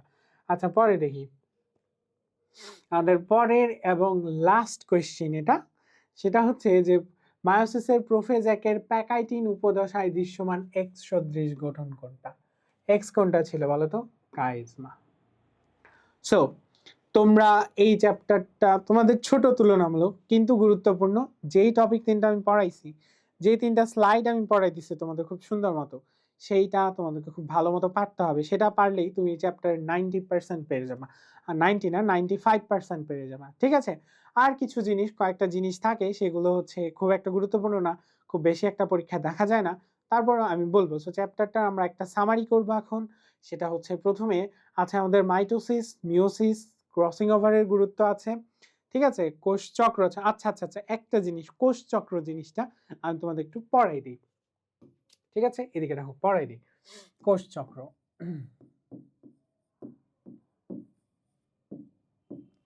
সো কোষ চক্রে হচ্ছে আমাদের সেম ভাবে, এটা স্লাইডটা আমি দিতে ভুলে গিয়েছি। সো এইখানে কোষ চক্রের 3টা ধাপ আছে, S1, সরি S1 না, G1, S, G2। আচ্ছা এইগুলো থেকে তোমাদের আমি একটা একটা করে ওয়ার্ড বলবো, এই ওয়ার্ডগুলো মনে রাখলেই চলবে, ঠিক আছে? সো তোমরা তো এই ব্যাপারগুলো জানোই, কোষচক্র কি এবং কোষচক্রের কয়টা ধাপ আছে, ঠিক আছে? একটা কোষ থেকে আরেকটা কোষ মানে একটা কোষ বিভাজিত হওয়ার পর আরেকটা কোষ বিভাজিত হবে, কোষটা ডেথ হবে, এই সাইকেলটা যে চলতেই থাকে, এটাকে নর্মালি বলা হয় হচ্ছে আমার কোষচক্র। তো কোষচক্রের যে তিনটা ধাপ আছে G1 S G2, এখানে কোনটাতে কি হয়, ঠিক আছে? সো আমার G1 যে ফেজটা, এই G1 ফেজটাতে দেখা যায় হচ্ছে আমাদের এইখানে G1 S G2 এই তিনটা মানে এই তিনটা ধাপের পরেই হচ্ছে কোষটা মানে হচ্ছে কোষ বিভাজনে অংশগ্রহণ করে। এটা হচ্ছে কোষের প্রস্তুতিমূলক একটা পর্যায়, ঠিক আছে? তো দেখো আমার যে G1 বা গ্যাপ 1 এখানে হবে একটা কোষ পরবর্তীতে সেটা বিভাজিত হবে কিনা, কোষটি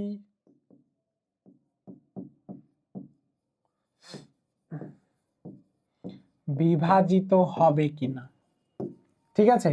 সো কোষটি বিভাজিত হবে কিনা সেইটার সিদ্ধান্তই আমার এই যে G1 ধাপে হয়ে যাবে, ঠিক আছে? এরপর এস ধাপে কি হবে? এস ধাপে হচ্ছে তোমরা মনে রাখবা হচ্ছে এখানে ডিএনএ রেপ্লিকেশন হবে, ঠিক আছে? ডিএনএ রেপ্লিকেশন হবে এখানে, মানে ডিএনএ তৈরি হবে, ডিএনএ সংশ্লেষ হবে, ডিএনএ রেপ্লিকেশন। এরপরে G2 যে এই ধাপটা, এইখানেই হচ্ছে আমার এটিপি তৈরি হবে। এর জন্য কোষটা বিভাজন হওয়ার জন্য যে শক্তিটা প্রয়োজন, সেই এটিপিটা এখানে তৈরি হবে। তাহলে এটাও মনে রাখতে পারো, মাইক্রোটিউবুলস তৈরি হবে। কেন মাইক্রোটিউবুলসটা তৈরি হবে বলো তো, এটা বলতে পারো? মাইক্রোটিউবুলসটা তৈরি হবে তোমাদের যে স্পিন্ডল তন্তুটা তৈরি হবে সেটার জন্য, মাইক্রোটিউবুলস, ঠিক আছে? এরপরে কোষচক্রটা আমি পড়াই ফেললাম, তো এই জিনিসগুলো মাথায় রাখলেই চলবে। তো তারপরে তোমাদেরকে অ্যামাইটোসিস এবং হচ্ছে মায়োসিসের যে গুরুত্বটা সেটা তোমরা রিডিং পড়ে ফেলবা, সেই জিনিসটুকু গুরুত্বপূর্ণ। এরপরে এখান থেকে আর ক্রসিং ওভারের গুরুত্ব যেটা, সেগুলো তোমরা পড়ে ফেলবা বই থেকে, লাইনগুলো, সেটা খুবই নর্মাল জিনিসপত্র, সেগুলো তোমরা ইজিলি পেরে যাবা। সো আজকের এই ক্লাসেরটা এই পর্যন্ত। যতগুলো জিনিস পড়িয়েছি, যে স্লাইডগুলো দাগিয়ে দাগিয়ে পড়েছি, সেই ওয়ার্ডগুলো ভালো মতো মনে রাখতে পারলেই তুমি এখান থেকে খুব সুন্দর মতো আনসার করে চলে আসতে পারবা।